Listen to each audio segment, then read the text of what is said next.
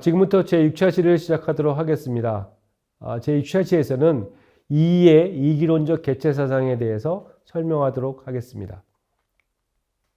유학에서는 인간을 포함한 모든 사물이란 그 사물이 있기 이전에 이미 존재한 근원적 원인자로서의 차별 원리에 의하여 지배되는 전체 속의 한 개체에 불과한 존재로 규정됩니다. 따라서 유학사상에서의 개체란 차별 질서에 존재하는 서열로 그 지위가 부여되는 전체 속의 한 부분에 불과한 것입니다. 그러나 이인은 이러한 유학적 개체관과는 상반되는 개체관을 지녔습니다. 그에 따르면 감각적 경험에 의하여 지각되는 세계는 늘 변화하고 있으며 변화의 주체는 절대적 형이상학적 원리가 아니라 현실의 구체적인 개체들이라는 것입니다. 이는 세계를 차별 원리에 따라 서열로 이루어진 전체로 보는 그런 시각이 아니라 서로 독자적인 기능에 따라 그 존재가 부여되는 개체들의 통합체로 보는 시각입니다. 관련하여 이인은 세상의 모든 개별 개체마다 각각 기능이 다르며 비교될 수 없는 자신만의 독자성을 가졌고 어느 개체이건 간에 자신만의 특이한 기능을 지니고 있으므로 사물에도 각기 다른 기능이 있다고 보았습니다. 이인은 이와 같은 점을 하나이면서 둘이고 둘이면서 하나설, 가교태극설, 그리고 이통기국설 등의 개체사상으로 설명했습니다. 잘 들어주세요. 먼저 하나이면서 둘이고 둘이면서 하나설은 모든 개체를 각 개체의 기능면에서 볼 때는 한 개체가 두 개의 기능을 지녔으므로 하나의 개체이지만 둘의 기능을 지닌다는 뜻이고, 존재론적 측면에서 보면 한 개체가 두 개의 기능을 지니고 있으므로 두 개의 기능을 지니지만 하나의 개체라는 뜻입니다. 이는 이와 기를 형이상학적 존재 개념으로 보지 않고 개체에 대한 기능의 개념으로 파악했습니다.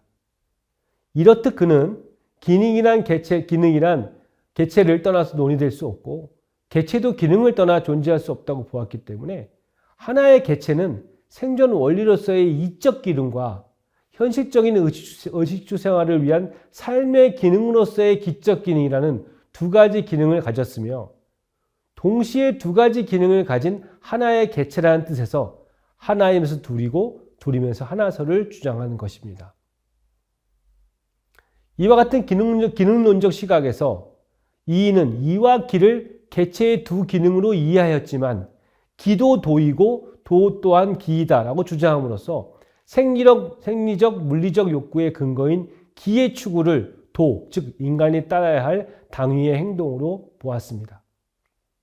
이 점에서 이인은 이와 기가 이물, 즉 두 가지 사물이라는 주자의 이기론, 이와 기가 일물이라는 명나라 유학자 나정함의 주장, 그리고 이가 발현됨으로 기가 그에 뒤따른다는 이황의 이발 기수설 등 이런 것들은 모두가 이와 기를 존재의 개념으로 보려는 오류가 있음을 지적했습니다.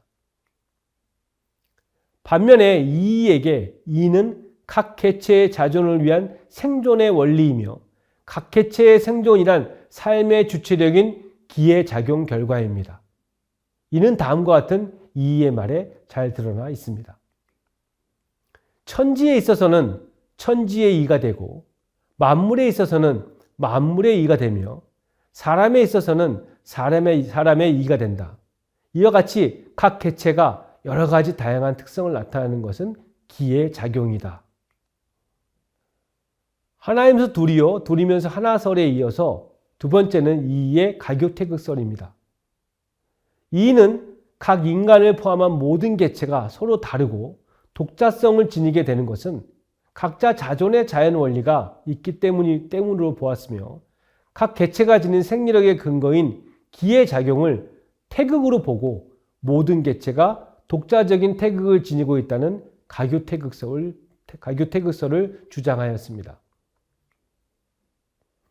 본래 유학, 특히 주자학에서의 태극과 음양에 대한 이론은 모든 만물을 생성한 근원적 원인자로서 태극을 설정하고 태극이 낳은 음과 양으로 만물의 변화를 설명하는 것입니다. 여기서 태극은 변하지 않는 절대 존재이기 때문에 태극이 낳은 음양은 태극의 존재 원리에 의해 규정되는 것입니다. 이는 제왕권을 태극으로 상징하여 왕통의 영원성을 보장하고 양을 지배로, 음을 피지배로 상징하여 지배계층의 피지배층에 대한 차별 지배의 필연성을 보장하려는 정치적 목적에서 전개된 것이었습니다. 그러나 이인은 일반 서민의 생활 안정과 민족 국가의 수호를 최우선의 정치 과제로 생각하였으므로 지배와 피지배의 차별을 영원한 당위의 자연 원리로 보는 주자학적 음양론과 왕권의 절대성만을 고집하는 유학적 태극론에 회의하였습니다. 이 점에서 이인은 왕권이 아니라 일반 백성의 개체성과 삶을 기준으로 한 각 개체의 자존의 원리를 태극으로 보았고 음양을 각 개체가 지닌 긍정적 기능과 부정적 기능으로 파악하였습니다.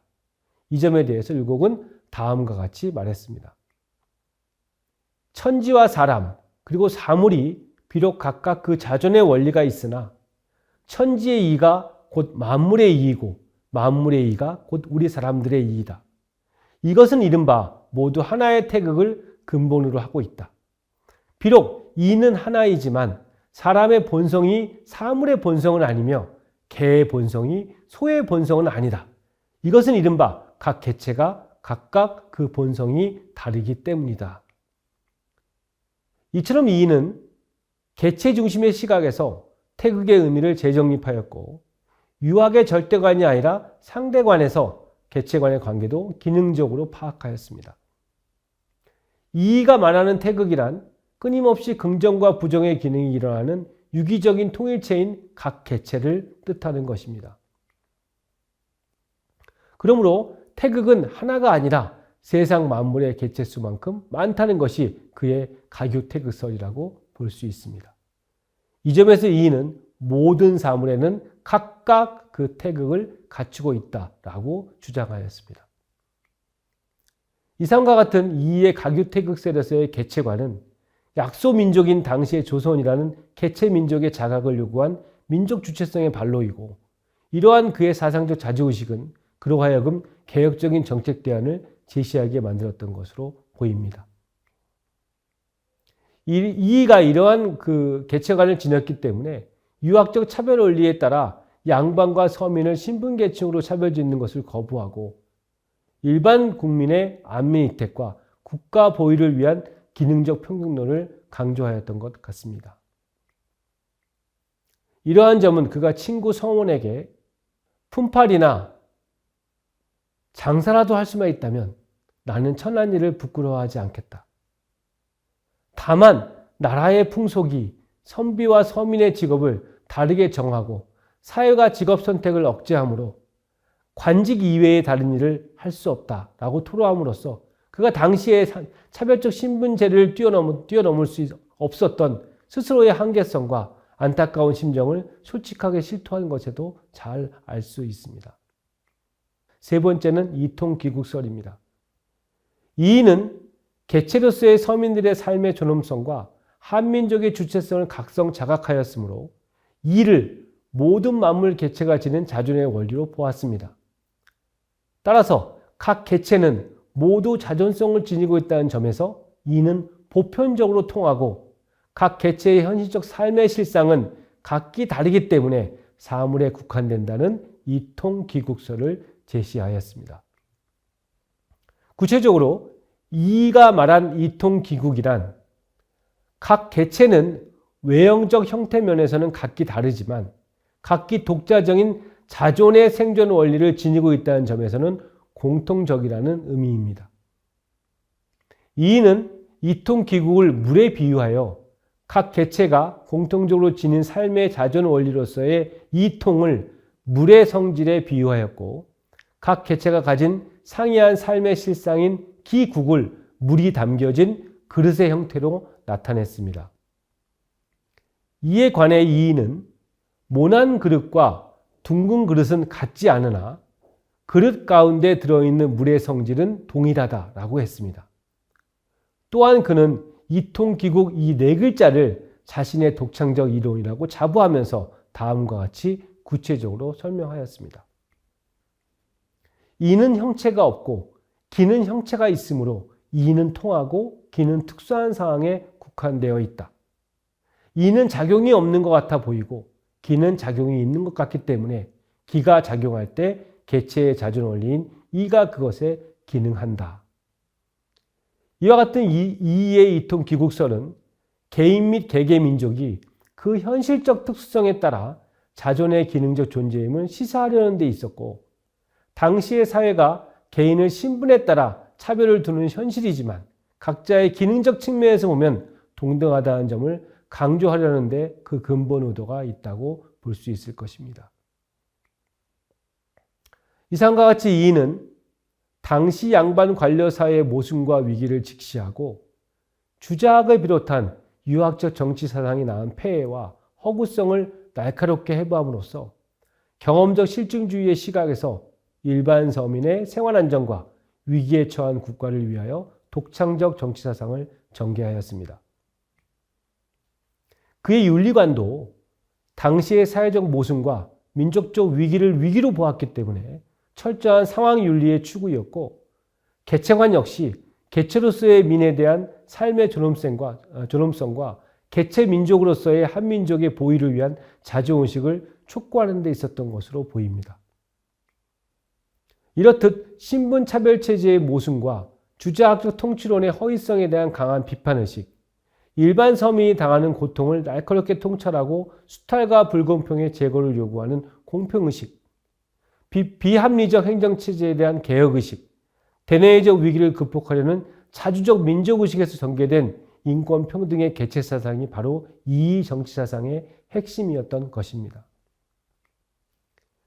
이의 이러한 기능적 평등관의 바탕을 둔 개혁 정치사상은 그 뒤 주자학에 반대하는 실학적 개혁사상에 영향을 줌으로써 민중의 주체의식과 한민족의 국제적 동렬의식, 그리고 차별적 봉건사상에 저항하는 국민적 자정의식과 민족적 자주의식을 자극하는 사상적 기틀을 마련해 주었다고 평가할 수 있을 것입니다.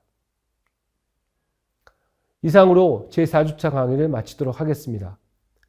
제5주차 강의에서는 근세 한국의 개혁사상으로서 후기 실학사상과 홍대용의 정치사상에 대해서 살펴보도록 하겠습니다. 이번 주차가 양도 많고 내용도 굉장히 어려웠습니다. 여러분들 수고 많으셨습니다. 감사합니다.